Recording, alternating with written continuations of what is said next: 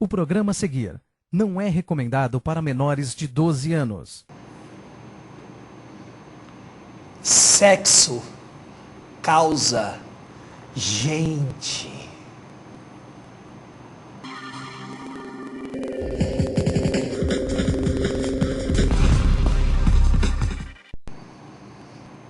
Loucuras filosóficas do Alexandre, meus amigos e amigas, com Paulo Giraldelli, o filósofo da cidade de São Paulo. Paulo Giraldelli, nosso tema hoje é sexo, rapaz. Sexo. Tem 6 bilhões de pessoas nesse planeta e não nasceram da cegonha. Não? Você tem certeza?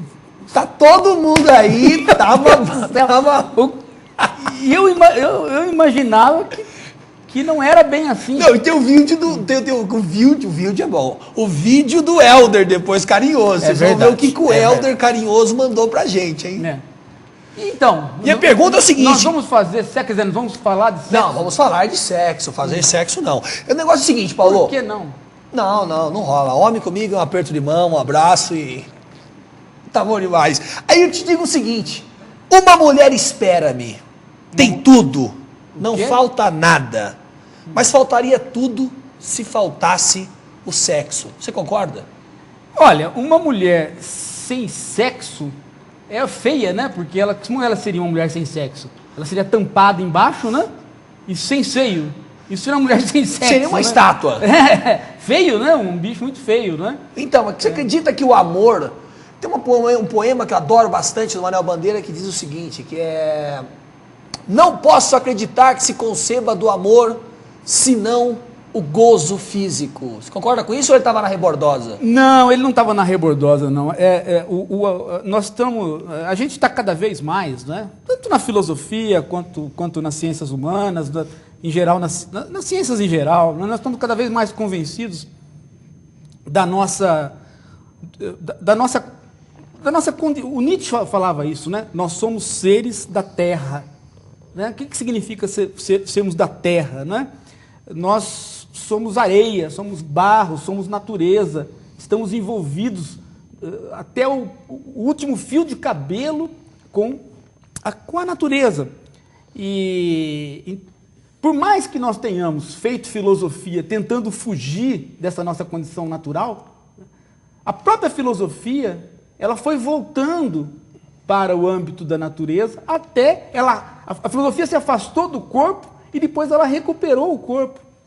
Então nós estamos cada vez mais sendo convencidos, né, de que aquela dualidade amor e sexo, sexo para um lado e amor para o outro, não é? Tudo se complementa. Ela não se sustenta. Ela não se sustenta no cotidiano nosso. Ela foi um engodo. Nós inventamos essa ilusão e nós mesmos caímos nela. Né? 2000 anos de história de cristianismo, você acredita que tem alguma coisa a ver com essa perseguição ao corpo? Que você tem o mundo greco-romano com o mundo pagão, né? Parece que não tinha muito problema com o corpo, né? O corpo não tinha esse tabu todo. Não tinha, mas também você tem, em determinadas correntes filosóficas, um afastamento também do corpo. Porque, na verdade, o que a filosofia busca, Fábio, é a fuga da nossa condição terrena. Quer dizer, a ideia do filósofo é sair da história e sair da natureza. A filosofia, ela nasce como inimiga da história e inimiga da natureza. Ela quer uma condição além disto. No fundo, ela tem uma pretensão de encontrar a eternidade. Então ela é um pouco a fuga. A filosofia assim não se torna muito angelical, não? Um anjo sem sexo, né? Não, porque veja, o anjo ainda tem forma corporal, né? Mas quando o grego está pensando a filosofia, ele está pensando, né, em quê? Ele está pensando numa condição de fuga daquelas condições naturais que nos fazem sofrer, né? Que nos levam para a doença, que nos levam para a morte, que fazem com que a gente pereça, que a gente perca a beleza, que a gente perca a juventude. Né? É a tentativa de você escapar disso daí. A filosofia, ela é uma tentativa de você escapar disso daí, pelo menos em várias das correntes. Então você tem, muito antes do cristianismo, os estoicos, você tem muito antes do cristianismo uma parte do platonismo. O Epicuro, né? A moderação sobre o prazer, né? Mas no caso do Epicuro é um encontro com o corpo. Agora os estoicos não, os estoicos é uma fuga do corpo. Né? Então você tem uma grande participação do mundo grego. Mas essa fuga do corpo não leva a uma neurose? Porque é uma coisa de saúde psíquica, né? Até física, né? Você, essa fuga do corpo, vai fugir para onde? Vai para o monastério? Olha, não, veja, é que nós não... Você... Tem um mal entendido aí? Não, veja, você pode ter o quê? Uma fuga do corpo, que é uma morte em vida, né? E você pode ter uma fuga do corpo, que é a busca de uma disciplina. Você tem esses dois parâmetros, não é? Você tem uma morte em vida e você tem uma disciplina. Por exemplo, só para dizer uma coisa para você, né? Quer dizer, eu estava lendo o Montaigne, e o Montaigne conta um episódio do Santo Hilário. Os ensaios, belíssimos. Nos ensaios do Montaigne ele fala do Santo Hilário, que o Santo Hilário queria tanto que a filha dele não se entregasse aos prazeres do mundo, em termos gerais, não só sexo, mas as honrarias, a riqueza, que ele começou a rezar para que ela morresse. E aí aconteceu, ela morreu. Aí ele chegou em casa e ficou super feliz porque a filha única morreu. Olha só a situação do Santo Hilário. Aí a mulher dele falou assim, quer dizer que você que rezou para ela morrer? Então reza para mim também morrer, porque eu também quero essa beatitude. E ele rezou e a mulher também morreu. Ô, louco. Quer dizer, essa braba, hein? Não, veja só. Né? E o Montaigne, lógico, que ele escreve isso seco, sério, mas a seriedade dele é exatamente para gozar o cristianismo, né? Mas essa história, ainda que o Montaigne floreie, né, ela tem sim um ponto de realidade com a vida do Santo Hilário.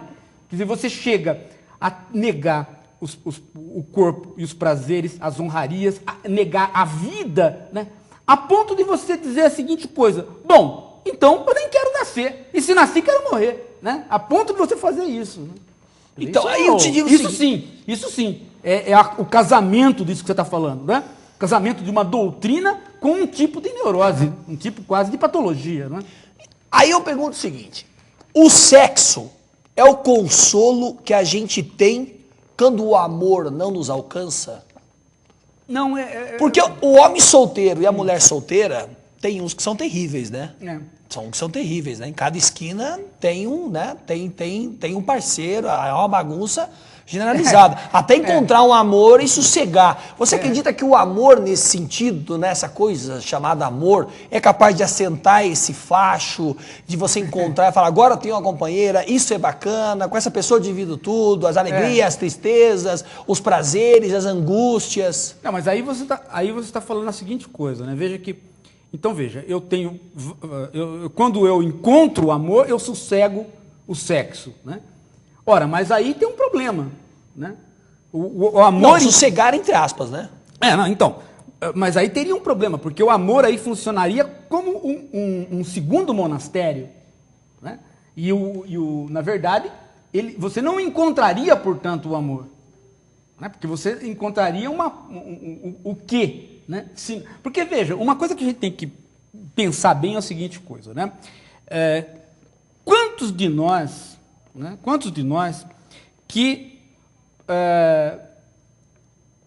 não percebemos, estamos aquém de perceber que nós somos seres naturais, né? E que nós somos, como os seres brutos, promíscuos, né? Promíscuos, não no sentido moral, no sentido das relações. Nós somos seres animais, né? Nós vamos encontrando com outros seres no mundo e vamos nos relacionando, vamos conversando, vamos batendo cabeça, vamos xingando, vamos tomando as coisas dos outros, né? E vamos fazendo sexo também. É assim que nós funcionamos, né? É assim que biologicamente nós funcionamos. Quando nós nos damos conta disso, é o primeiro passo para nós começarmos a tentar ou não estabelecer uma conduta sobre isso.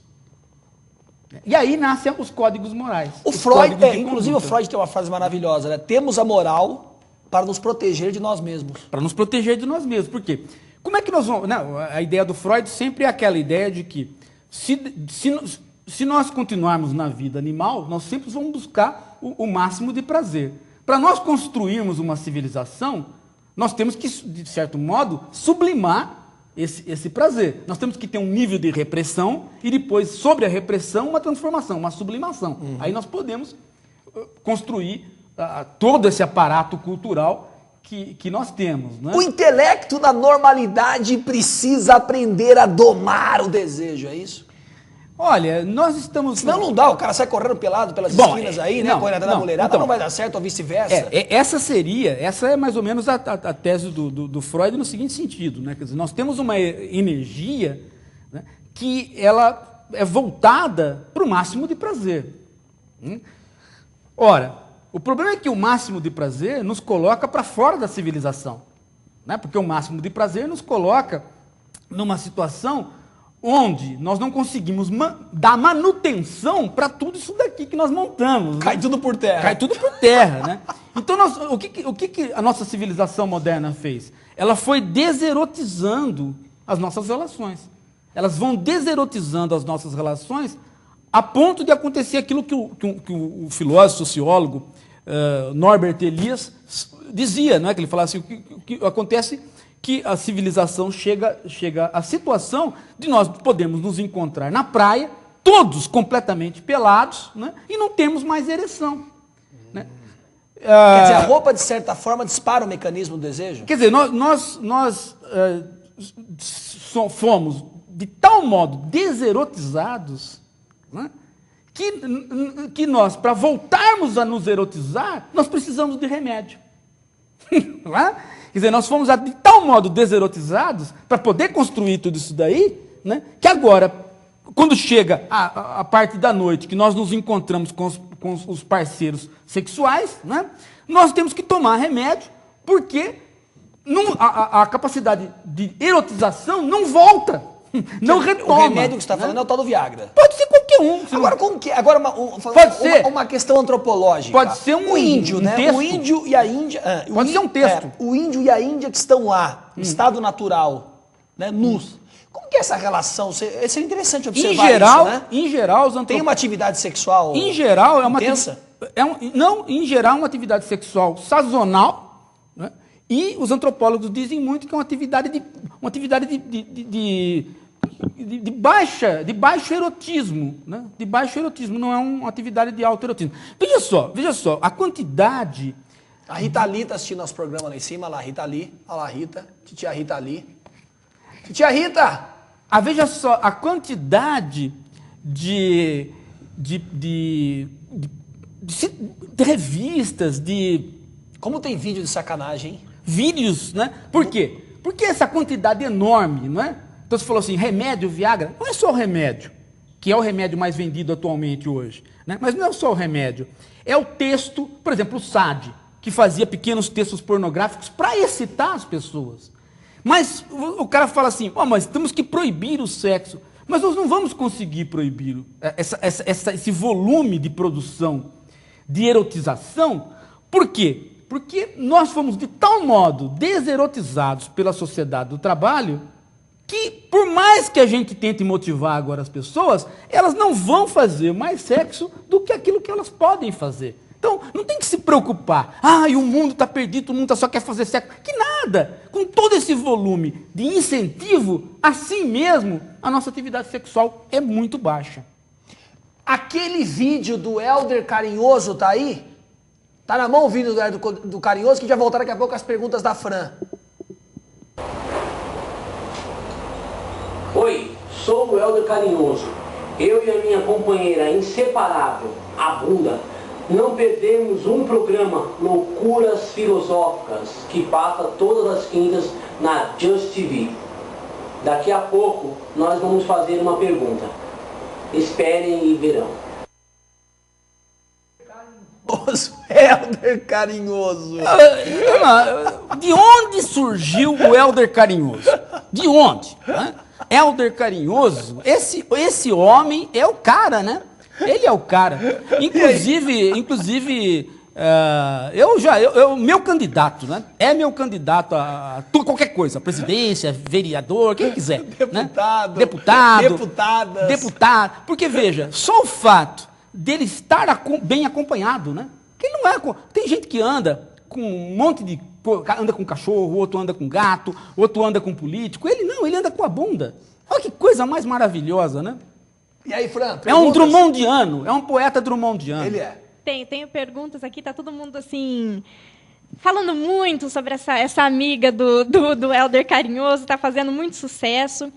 Paulo, eu tenho uma pergunta para te fazer que é do Carlos de Londrina. Ele tá perguntando assim: o amor está em quem ama ou está no amado? Veja, como é que nós trabalhamos? O que é a palavra amor?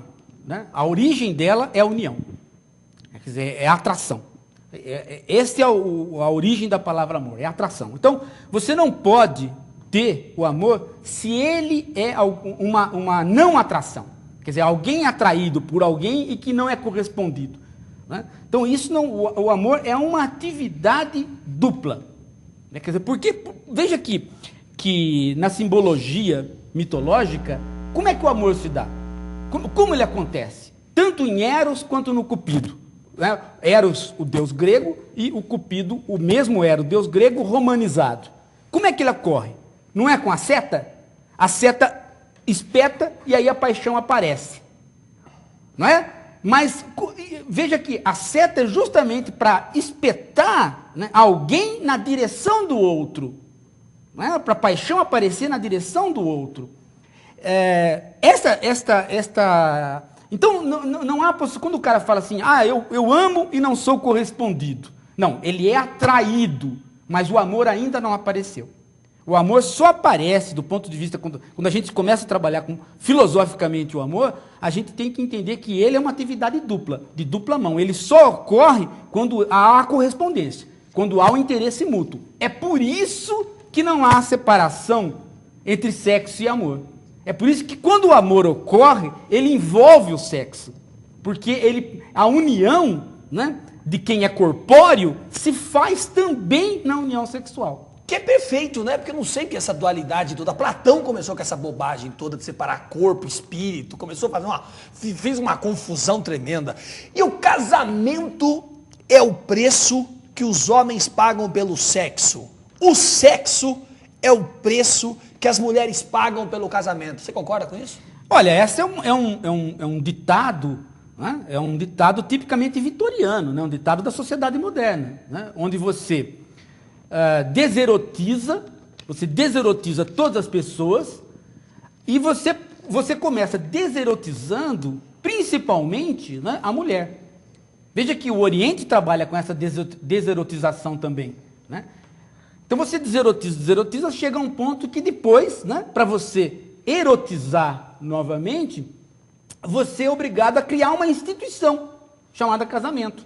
Então, para quê? Para que exista a lua de mel, para que exista a preparação, para que a noiva se prepare para o homem, para que o homem se prepare para a mulher. Tudo isso é para você recuperar o erotismo que você abandonou para poder trabalhar, para poder construir a civilização.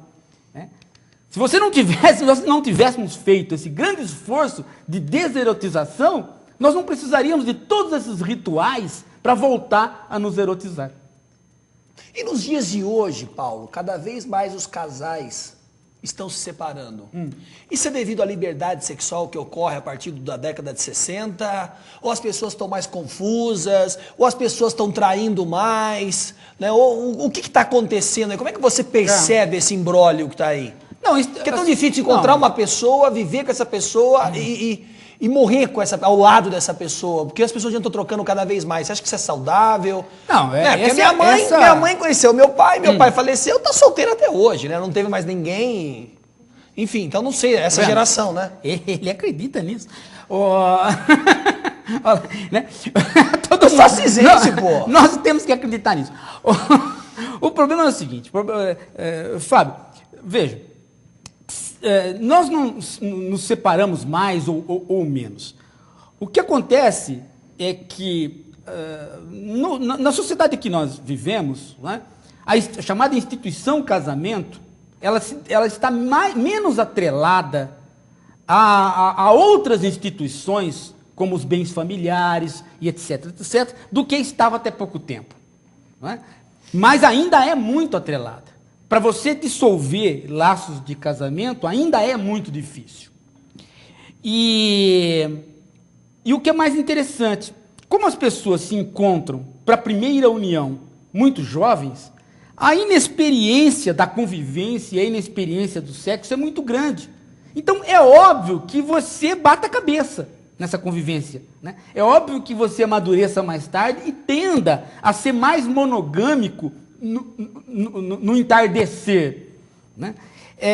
Mas isso não é regra. Por quê? Porque a nossa condição humana, a gente só é monogâmico quando a gente tem a consciência de que naturalmente nós não somos monogâmicos. A monogamia é uma opção, ela não é uma condição natural. A monogamia é uma opção. Você chega e diz assim, bom, eu sei que eu não sou monogâmico, mas eu vou optar pela monogamia porque ela me satisfaz mais. Do tipo assim, por exemplo, outro dia eu fiz uma frase do tipo assim, né? A mulher mais gostosa é a nossa mulher. Porque se não fosse, nós não deveríamos estar com ela. Claro. E a mulher, a mesma coisa, né? Agora, se a mulher não pensa assim, e se o homem não pensa assim, é porque a opção monogâmica não se instaurou. O que está instaurado aí é uma situação forçada, que vai se arrebentar ou não, dependendo do tempo. Com o passar do tempo, né? Afinal de contas, como tudo dentro da sociedade, é uma questão de escolha, né? E escolha leva à reflexão, leva à convivência, leva à experiência e leva à maturidade, né? Porque uma coisa que muitas das pessoas não percebem, né? É que o sexo, ele não é uma atividade de acoplar um corpo físico sobre o outro, ou encostar corpos. Quer dizer, essa parte do sexo digamos assim, é uma das partes de um processo teatral. O sexo, para o Montaigne, veja, quando Montaigne escreve vários textos, os ensaios, no texto sobre a imaginação, ele fala muito pouco da imaginação e mais de atividades sexuais. Por quê? Porque quando ele pensa em imaginação, ele pensa o quê? Em fantasia a respeito do sexo. Veja só, eu lendo Montaigne, falei, ele vou falar sobre imaginação. Fui lá, encontrei pouco sobre a faculdade de imaginar e muito sobre a faculdade de fantasiar e com exemplos sexuais. Por quê? Porque ele entendeu perfeitamente tanto o sexo quanto a imaginação. Ele entendeu que sexo é imaginação. Né? Por exemplo, há pessoas que ficam apavoradas porque elas estão com o seu parceiro e no meio do sexo na cama, passa pela cabeça delas, né, imaginar uma outra pessoa, uma terceira pessoa, ou o parceiro fazendo sexo com o outro, e elas ficam mais excitadas.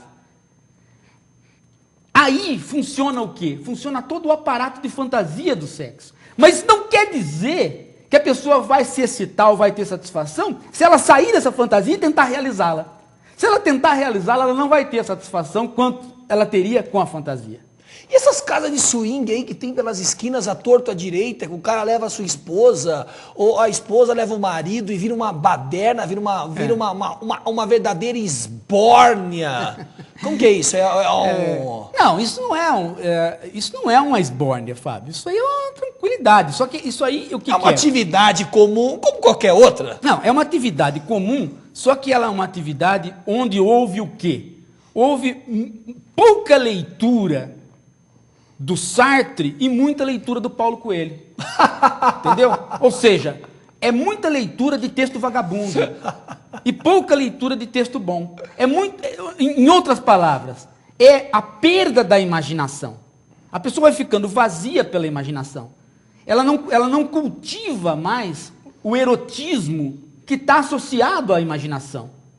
Então o que ela faz? Ela acha, né, que o prazer do sexo está na realização das fantasias. E ela cai do cavalo. Por quê? Porque as realizações da fantasia, né, são o fim da imaginação. E o Montaigne dizia exatamente o contrário. Para você potencializar o sexo, você tem que potencializar a imaginação. Quer dizer, a atividade sexual, ela é lúdica. Ela é um entretenimento. Ela é um prazer de entretenimento. Quando você assiste um filme, o filme passa lá. Mas quando você diz que o filme é bom?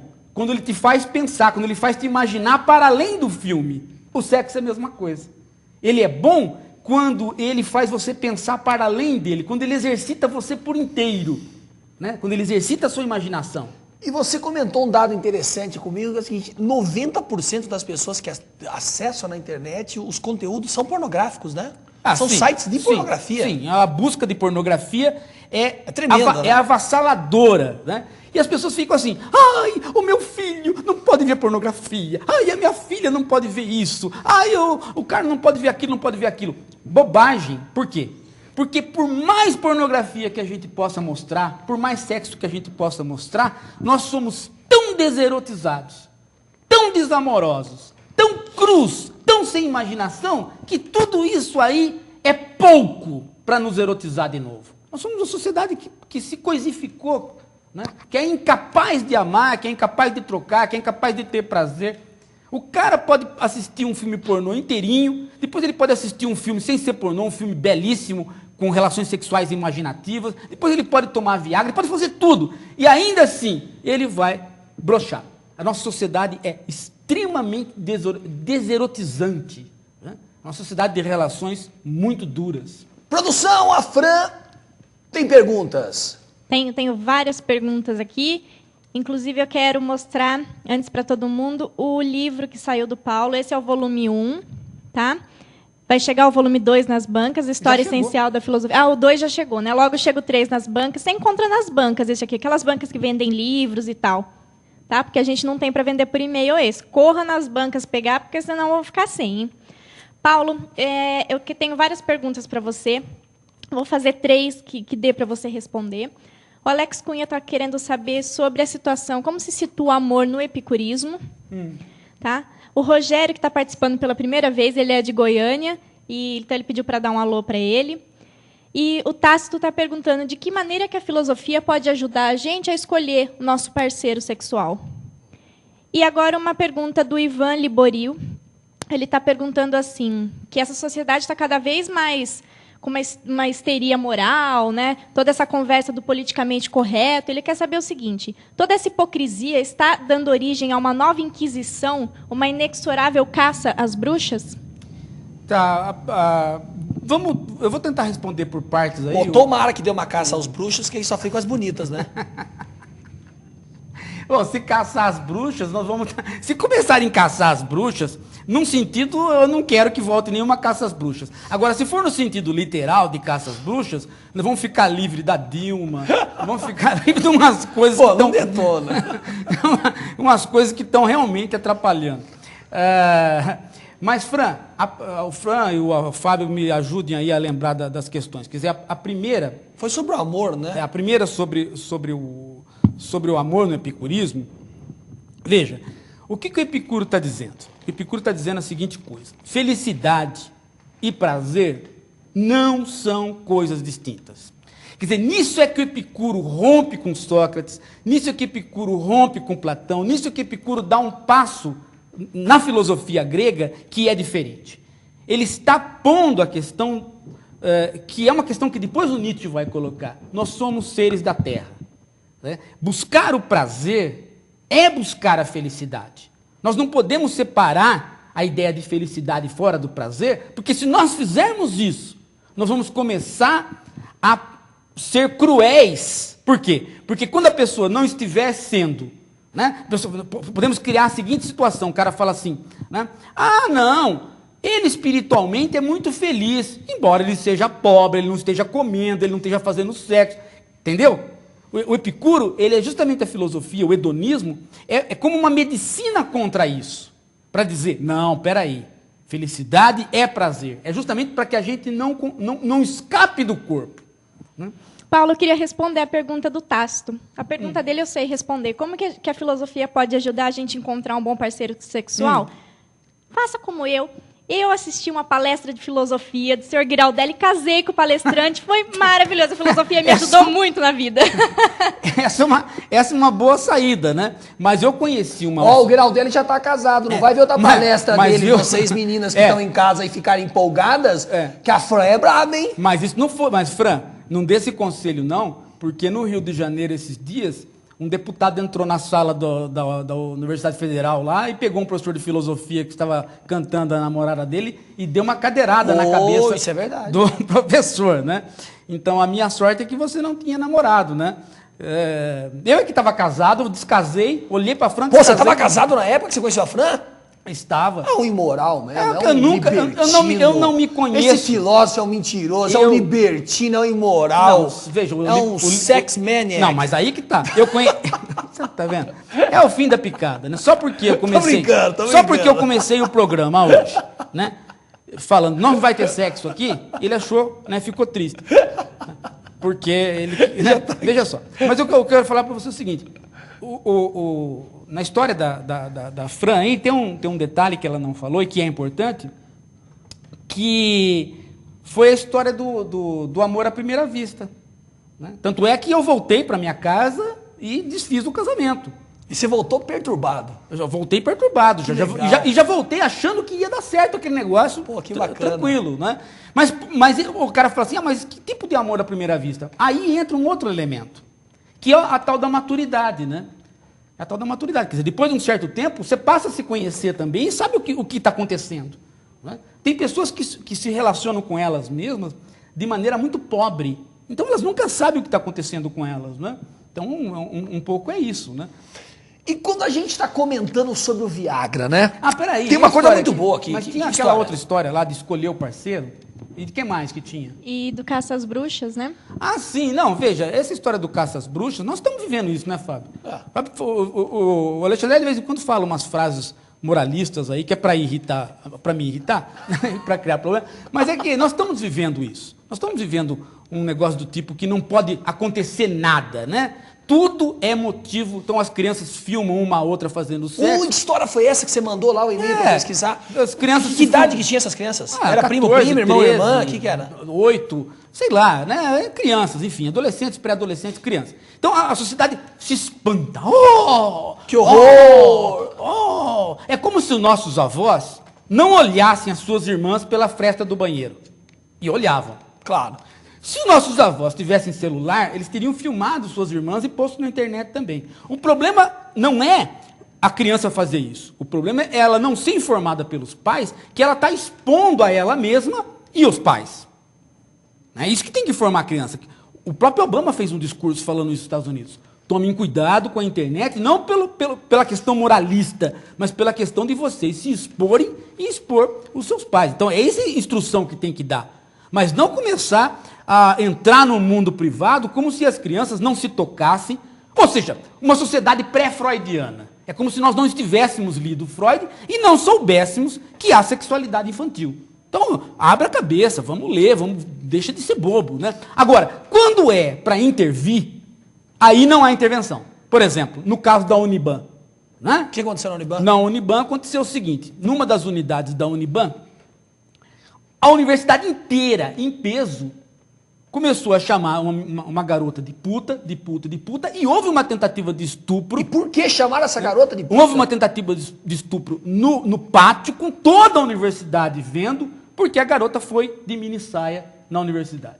Quer dizer, estamos no século XXI e uma mini-saia causa essa turbulência, né, que não é uma turbulência normal. Isto é massa nazista, isso é massa fascista. Por quê? Aí entra toda uma questão educacional que nós já discutimos aí, né? Falta de Não pode ser só por isso, deve ter acontecido algo mais. Ó, tanto não aconteceu que está na internet o filme. Né? E a polícia foi lá para proteger a menina, teve que chamar a polícia e tal. Mas, absurdo. Mas o interessante é que estava todo mundo na universidade ali e não teve um cara para chegar ali e falar assim, vamos parar e vamos... Né? Por quê? Porque... mulheres com mini saia, meu Deus do céu, que mundo é esse? Né? É que despertou aquela sensação de fascismo, né? Aquela coisa da massa fascista mesmo. Né? E aí entra... nós deveríamos, viu, Fábio? Nós deveríamos, esse tipo de universidade, entre aspas, né, que joga o preço lá embaixo para pegar todo mundo e que não faz vestibular e que paga pouco o professor, esse tipo de universidade cria esse tipo de coisa. Está sucateada também. Está sucateada, então traz para dentro da universidade uma turba despreparada que gera esse tipo de coisa. Você tem que preparar as pessoas para trazer para a universidade. Agora, se você não prepara e põe todo mundo... aí vira esse tipo de coisa. Né? Você tem um monte de gente participando de um ambiente que não poderia participar. As pessoas estão despreparadas para a convivência social. Né? São pessoas que não poderiam estar no ambiente universitário. E Paulo, o sexo é o único esporte que não tem regras nem juiz. Você acha que agora aqui nas Olimpíadas vai ter sexo? Todo mundo... O sexo não tem regras e nem juiz? Não, o sexo é o único esporte que tem um monte de juízes e um esporte que tem um número de regras excessivo. Por exemplo, só o fato de nós termos construído um Kama Sutra mostra a capacidade que nós temos de regrar. Né? Quer dizer, o Kama Sutra é justamente isso, né? Ele é um conjunto de técnicas, de táticas da atividade sexual, mas antes das técnicas e táticas, ele põe o campo. Ele põe o campo e põe as regras. Então, é uma atividade hiperregrada. Agora, juízes. A atividade que mais tem juízes é o sexo. Né? Porque nós somos seres sexualizados desde a infância, e desde a infância já aparecem os juízes. Juízes de todo tipo. Aqueles juízes que são bons juízes, são bons árbitros, e aqueles juízes que são péssimos árbitros. Né? Então, aqueles juízes que não sabem quando é um pênalti, né? Não sabem quando é um pênalti. E aqueles juízes que, por não saber o que é um pênalti, tudo é pênalti. Né? Então, ao contrário, né? Uma atividade altamente regrada e de muitos juízes. E você acredita que a pedofilia... Pedofilia? Né? É um transtorno, é uma doença, ou é uma sem-vergonhice, ou é uma mistura da doença com a sem-vergonhice? Não, Como é que alguém pode olhar para uma criança sem seio, sem formato do corpo e sentir prazer por aquilo? Porque eu acho um abismo. Porque esta pessoa também... deve ter sido molestada na infância. Não é a questão, não é essa. É a identidade dela, quando ela se olha no espelho, ela também se vê como criança. Ela é infantil. Ela não está procurando, ela não está procurando o sexo com a criança, ou o contato com a criança, porque ela quer fazer sexo com a criança. Ela está fazendo o contato que as crianças fazem. As crianças, quando têm 3, 4, 2 anos, pré-escolar, elas vão se tocando. Menino com menina, vão se tocando e vão se conhecendo. Algumas chegam a fazer alguma atividade sexual, outras apenas acabam olhando o sexo do outro e tal. Né? Isso é um conhecimento do corpo do outro e um autoconhecimento.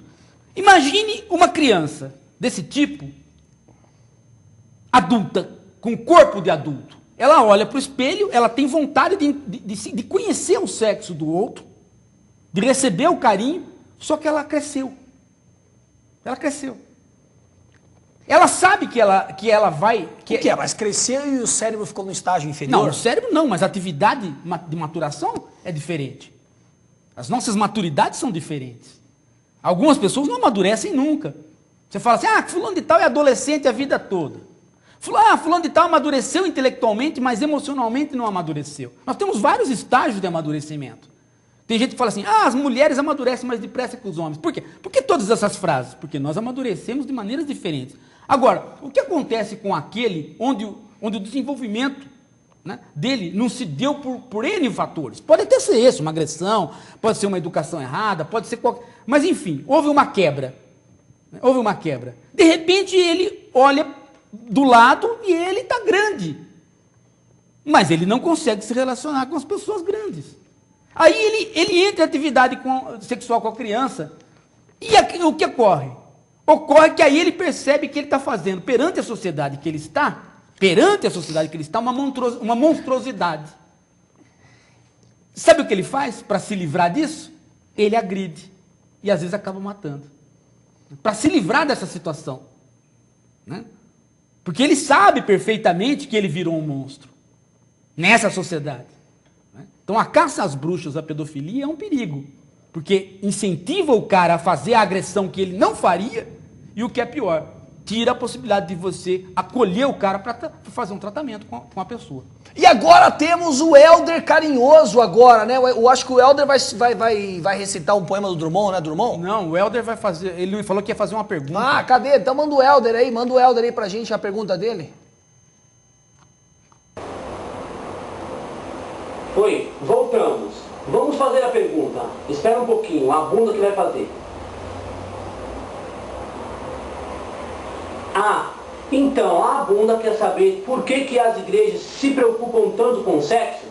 Nós estamos aqui esperando a resposta. Aí, Paulo. Olha, eu vou dar uma resposta para vocês dois. Para você, Helder, né? E para a bunda. Vou respeitar os dois. Né?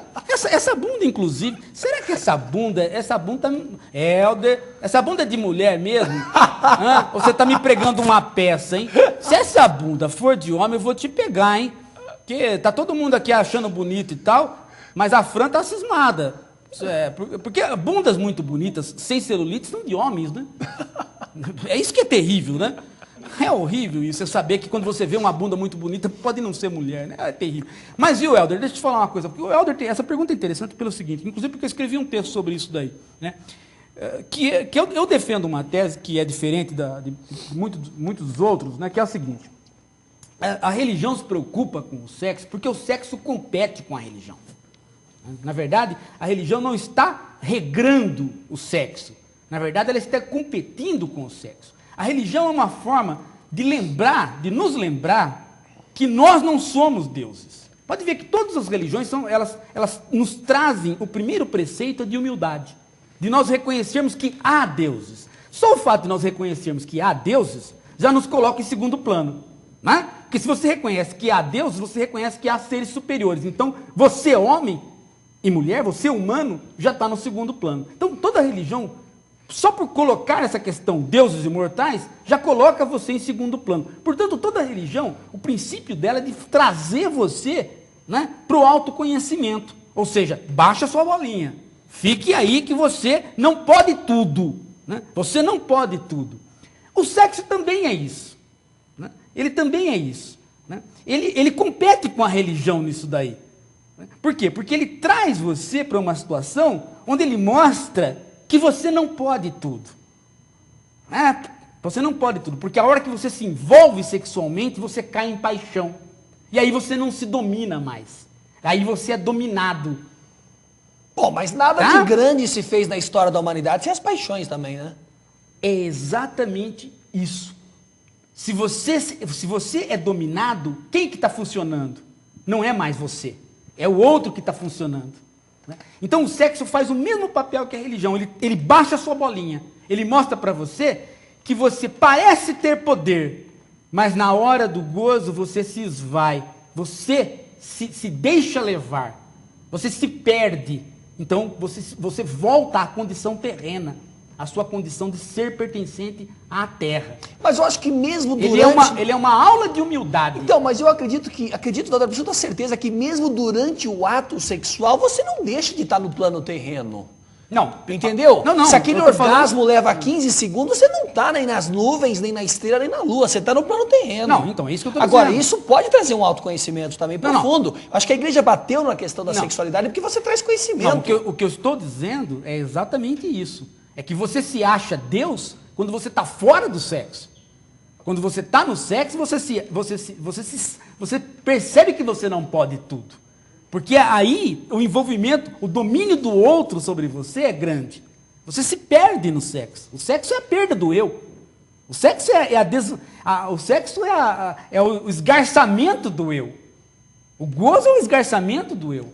Você se esvai. Você fala, bom, cadê o meu ego? Onde estou eu? Você se esvai. É como se a religião quisesse transformar Eros em vício. Não, a religião sabe perfeitamente que ela, a religião, pode fazer você ficar humilde.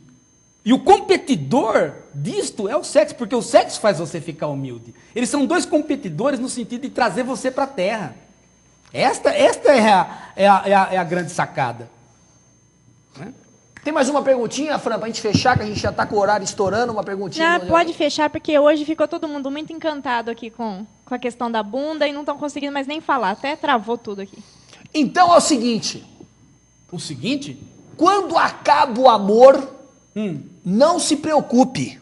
A gente começa a fazer sexo.